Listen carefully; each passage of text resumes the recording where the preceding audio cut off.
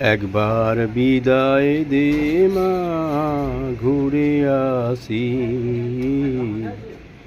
এটি শহীদ বিপ্লবী ক্ষুদিরাম বসুকে ঘিরে প্রচলিত দেশাত্মবোধক গান।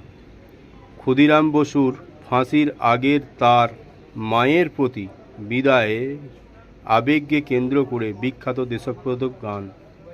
এই গানটি শুনলেই ভেসে ওঠে অগ্নিযুগের তরুণ বিপ্লবী ক্ষুদিরাম বসুর আত্মত্যাগের ছবি। মাত্র ১৯ বছর বয়সে দেশের স্বাধীনতার জন্য হাসি মুখে মৃত্যুকে বরণ করেছিলেন। নিজের জীবন, নিজের ভবিষ্যৎ, কোনো কিছুর প্রতি তার মোহ ছিল না। তার কাছে ছিল সবার আগে মাতৃভূমি।